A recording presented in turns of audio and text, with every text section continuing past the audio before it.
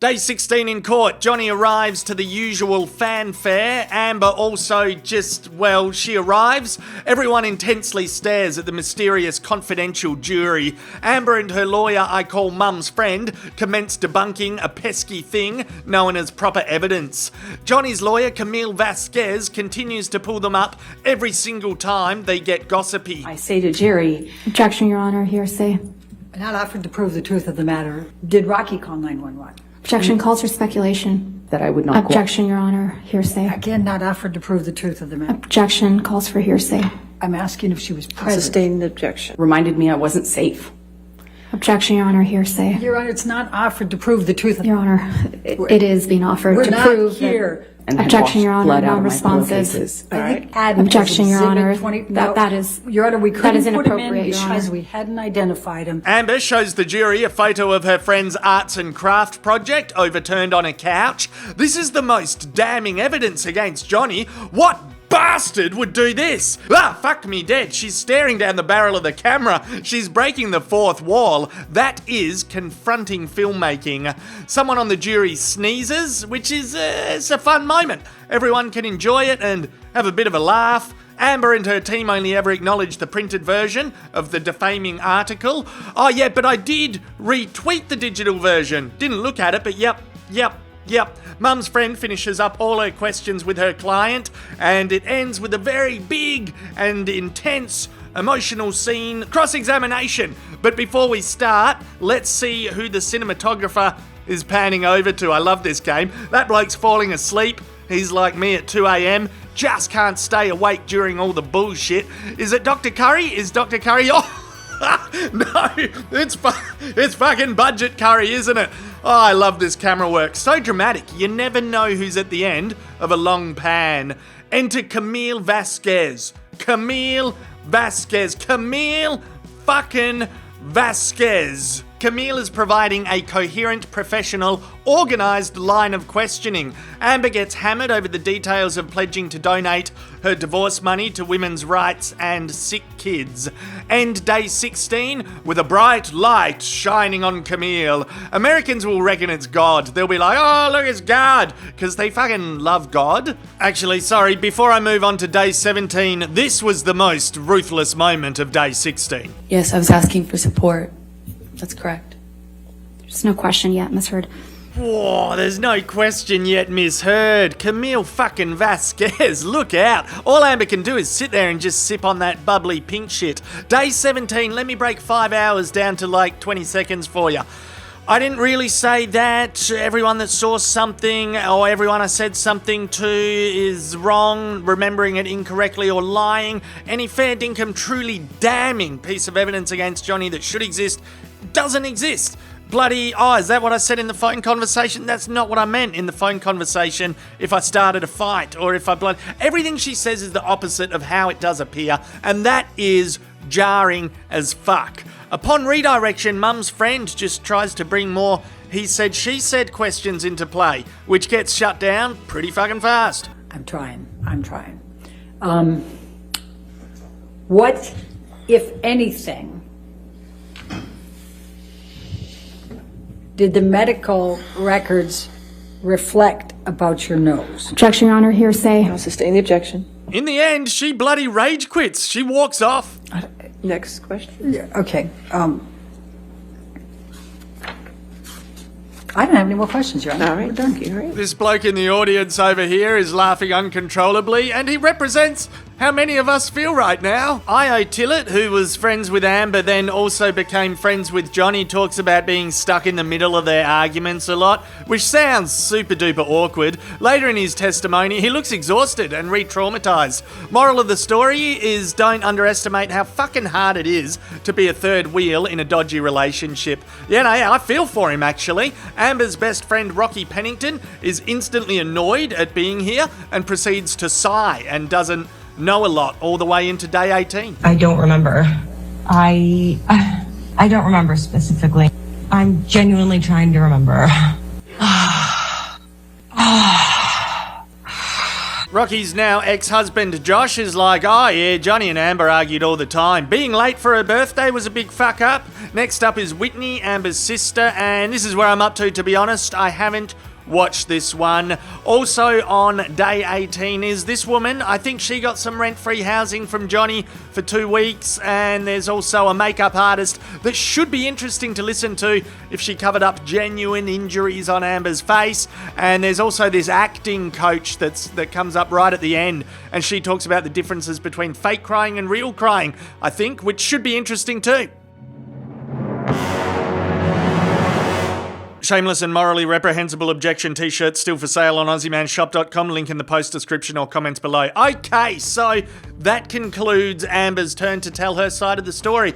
And I'm somewhat thinking what I thought back in part 2 of my reviews. She's fucked. Nah, look, I don't doubt that there was mutual toxicity in their relationship. I think you get that vibe from all family and friends that were around them who seem exhausted talking about this. They saw volatility in both people, but what genuinely feels extremely off-putting is that it seems like Amber and her team are working backwards to create evidence. Oh, the headline of the defaming article says sexual violence. Shit, fuck, okay, I can tell you stories about that, no worries, I got a bunch of those stories. Her most graphically intense stories just feel off, and I don't think the problem is me. I don't think I'm the problem. I don't. I keep thinking back to the ACLU charity guy and all the email threads between his staff members and Amber's lawyers drafting the domestic violence article, and all of that stuff was just so factual and shockingly slimy. It was about getting publicity in the lead up to Aquaman. This whole, why we're here for this article and the defamation. The vibe in those emails between the ACLU people and Amber's lawyers, it was just like, oh, he's a washed up actor. Amber can keep escalating her career off his. Very yucky. I think he's still one of the most damning witnesses for Amber, in my opinion. And as I said, it's tied directly to what this case is all about, that article. If Amber sincerely wanted to move on with her life, she's the one that needed to leave him alone. Like, why do that December 2018 article? Why do it? Just why? When she says, oh, I wanted to be left alone. I wanted to get out of this. I wanted to get on with my life. Well, then why'd you do it? Why'd you publish that op-ed in the Washington Post for fucking publicity for Aquaman? And then she writes, the goal is to get this out this week to capitalize on the tremendous campaign for Aquaman. And yeah, I can't express it any other way than that. On a big picture level, it feels like her and her lawyers have worked backwards to make shocking evidence and shocking testimony to match and justify a shocking article she authored. Bringing up this old footage is quite amazing from bloody Camille and the team there, where it does seem like she's being very arrogant and indeed slips up on the alerting TMZ thing, giving them the scoop that she's going to divorce Johnny before telling Johnny. So that he finds out about the divorce filing, or my intention to do so, from some other source other than TMZ, which was alerted.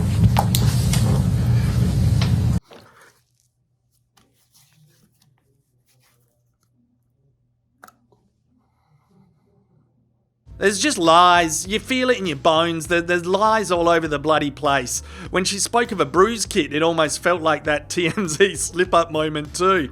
I used a bruise kit. Not a bruise kit, it's a theater makeup kit, a color correction kit, but I called it my bruise kit. It's like she's always directing herself in the moment, instantly saying the same sentence with emphasis the second time, remembering to add emotion. She does take one and then take two immediately after. I said, you hit me with the phone. Johnny, you hit me. I can say with conviction her lawyers are shit. You can say it. You can say that with conviction, I feel. You can argue they don't have a good, truthful client, but honestly, what if you think of it the other way round sometimes? Like, if there is truthfulness in her physical abuse claims, they have dropped the ball big time. Mum's friend simply cannot word her questions to properly withstand the rules in a Virginia court. I believe Virginia courts have different or strict rules to the rest of the America, something like that. And how slow is Mum's friend to learn to turn her microphone on? I was yelling at the TV after Judge Penny asked her for the bazillionth time. It's right there. Your microphone. Yeah. Your microphone.